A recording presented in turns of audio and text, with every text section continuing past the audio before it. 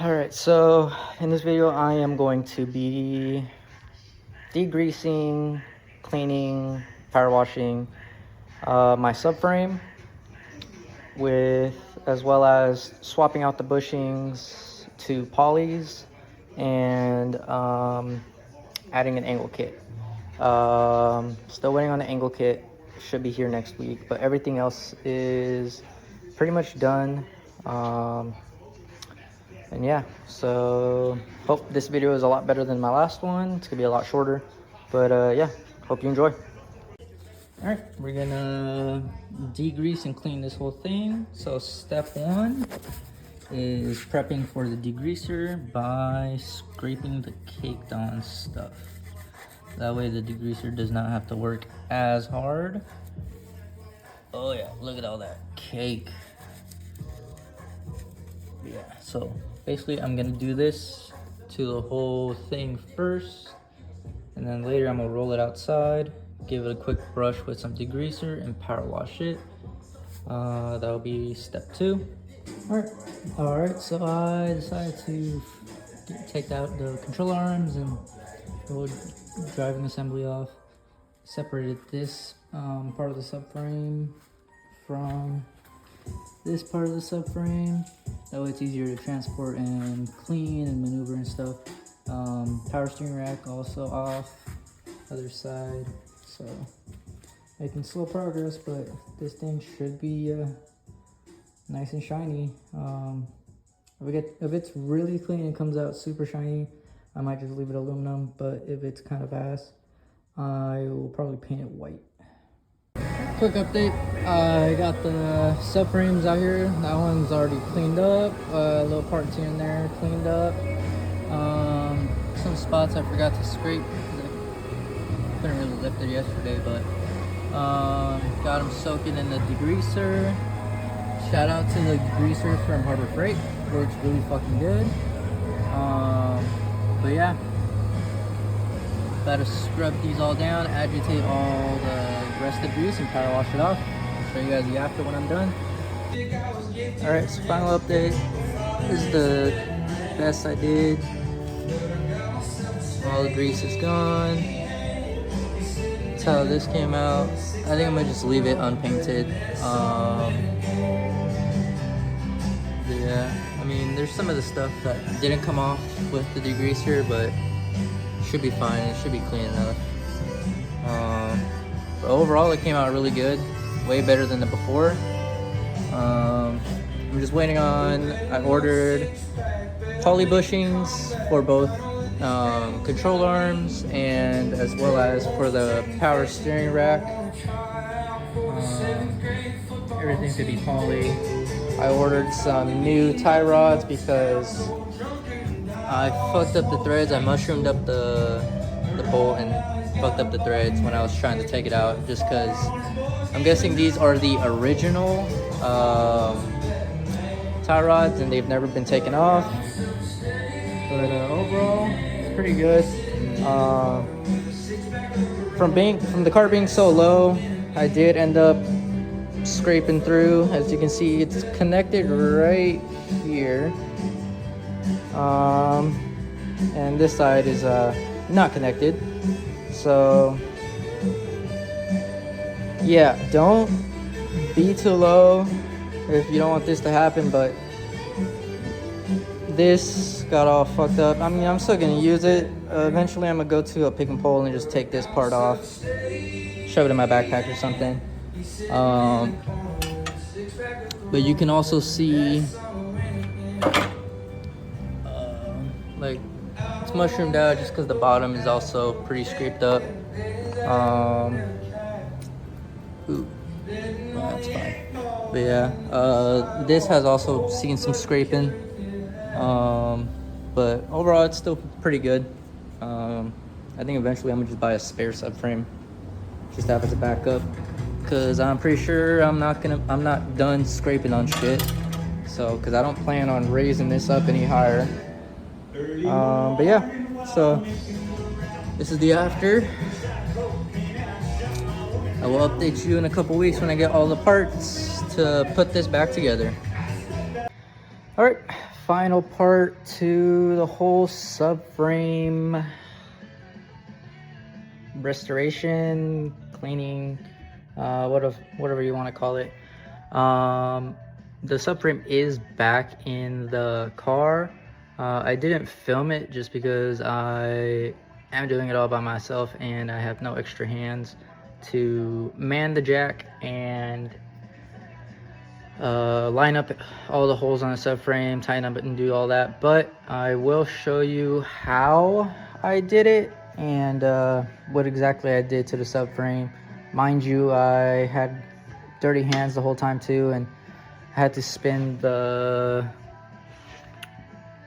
power steering rack during the installation, so there is some power steering fluid that leaked onto the floor, onto the rack, but I'll wipe that off and I'll try to spray off as much of the grease I left with my hands on the subframe with some parts cleaner. But yeah, let me show you the final result, I guess, and how I somewhat did everything. All right, so first of all, I cut, don't mind the ugly control arm ball joints. Can't afford those because I have to get the whole control arm for that. Also, eventually I'm gonna change these, so I didn't bother cleaning them. But I cut the dust shield because I installed the Agile Performance Angle Kit, which is literally just relocates the tie rod a little further back on the knuckle without having to actually cut the knuckle. So this replaces the original factory positioning of the tie rod, and then has this screw, this screw just to hold it so it doesn't fall down. Also has a set screw right here just to keep it in place. Everything has been tightened with Loctite, 2 torque, got the cotter pin. But yeah, so it's literally just pushes the tie rod positioning from here to back here towards more towards the middle. The positioning I have, if you can see, there's one hole right there, and then I have it on the second positioning. That should give me an extra, I believe, 20 degrees of angle, so a total of 55 degrees of max angle. New tubular thing for tie rod, I guess. And then as far as anything else, I have the Strong Flex Sport. So these are the stiffer ones, I believe. Not the road ones, but I guess the Sport, yeah. So the stiffer poly bushings. Still got to tighten those, but I'll tighten those once I'm level with my coilover. I haven't put the coilover yet. Next, this right here is the Suspicious Garage. I'm gonna hook it up right now. It just goes right there, and then I'll clean up, get this out the way so it doesn't hit anything. But this is for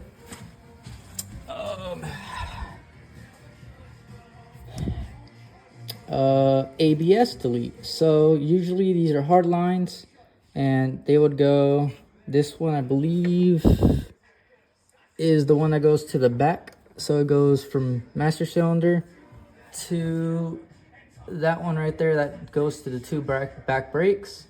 And then this one goes one route down straight into, where is it? This hole. And that's for my driver's side front brake. And then to the T, this T goes all the way across and goes to that side. I still gotta figure out how I want to route this side, just because there's so much extra length, and I don't know how to make these, so I'm not going to cut it to length. So I'll figure out how to attach it, get out the way, and attach it right there. Same thing on this side. This is a angle kit on this side. No dust shield, poly bushings, uppers, lowers. This is where the ABS module would go. I guess some people call it the octopus, just because of all the lines that come out of it. I am gonna cut out the pigtails that went to it, and when I put the motor back in and everything, I'm gonna clean everything up. That way it gives me a slightly more engine bay spacing / just cleaning up unnecessary things that I won't need, just because this car is not gonna get street driven anymore. And then as far as the actual subframe, as you can see, my dirty hands when installing it kind of mess it up, but I'm gonna just wipe it down with parts cleaner. That was a pain in the ass to reconnect, but hopefully I got it centered and I don't have to mess with it, but I will definitely need an alignment. On the steering rack, wiped it down a little bit. I do have a replacement high pressure line that I also got from Suspicious Garage. Basically it's just a straight line that goes from the rack, and instead of going to the vacuum valve right here, it gets rid of that and just goes straight to the power steering pump. I'm sure it's going to be a little harder to turn at lower speeds, but the car is mainly just going to be in the higher revs anyway, so it shouldn't be an issue. Poly bushings on the power steering rack as well. There's that one.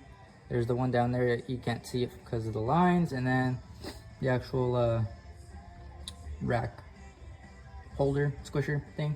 I'm missing the sway bar right here, but I do have that. I have it clean, drying in the backyard. Just washed it.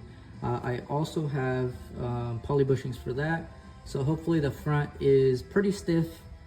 I have to do the rears now just so it's even all around, but that's for another paycheck. But overall, yeah, car is a mess still. So yeah, so now that I got this on, I'm just gonna button everything up, tighten everything, make sure everything's torqued to spec and everything, whatever, and put the wheels back on, push the car back out of the garage.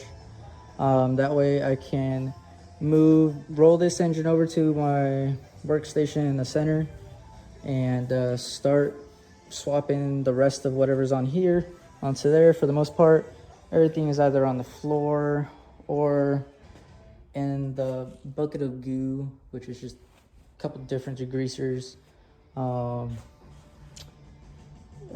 put together. But got the nice shiny plenum,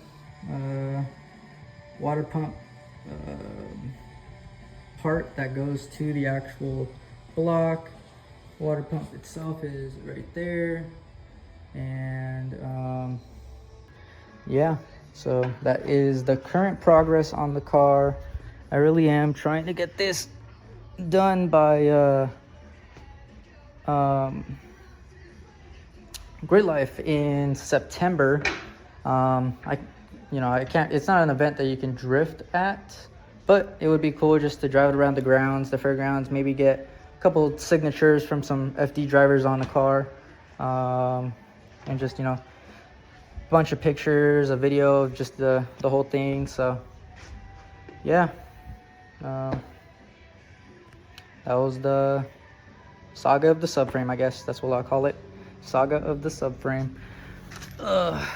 Cool thing too is that Angle Kit does come, Agile Performance does provide a spare tie rod bolt, because they know shit happens when you're drifting. So if I snap one at the track, I have this spare one that I could just swap over and get back to it. So yeah, Agile Performance. And if you have an Sc300, if you're rich and you have a fucking Drift Supra, and I think they have IS300 parts, a lot of Lexus parts, go ahead and hit them up. They are from New Zealand, so shipping is a little bit, but product's definitely worth it. This is probably the cheapest angle kit you can get for these cars. I think it was $500 versus $3,000 for Wise Fab or Forgetting what the other brand is, but 500 versus 3,000. I only paid 600 for the car.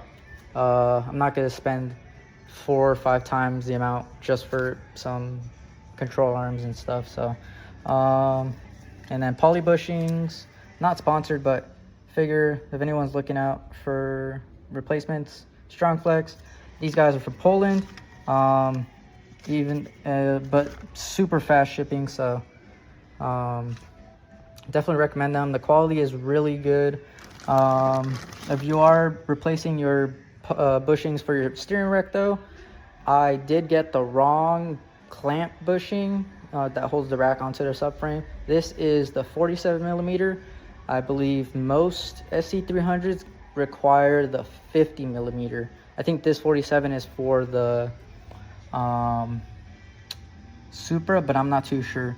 But yeah, I ordered this. It wouldn't clamp on perfectly, and I didn't want to bore it out. So I just ordered another one. Came within like a week, and fits perfectly fine. So hopefully I'll get this car up and running, and I'll be able to do a road test, see how it feels with the full poly bushings. All right, that's the end of the video. Go ahead and give us a follow on Instagram, BucketXBoys. Hit that follow button if you're watching this on Instagram. Hit the subscribe button if you're watching this on YouTube. It's Bucket Boys Lifestyle on YouTube. I haven't made a TikTok yet, but I probably should. But for now, just go ahead and hit the subscribe on YouTube. Bucket Boys Lifestyle. BucketXBoys on Instagram. Share it. If you know anybody with Sc300 of any year, because mostly they're all the same chassis wise. They vary a little bit with the engine just because I believe 96 or I think 97 is when they swapped over to the VVTi motor, but for the most part everything's the same. So if you know anyone that's trying to do the same thing I'm doing and they need a somewhat of a reference, this is everything that I compiled from either just tinkering and fucking around and finding out, or what I've gathered from other YouTubers or forums. So if you're not very patient, don't like reading forums or anything like that, yeah, send them this video. And cool, thank you, later.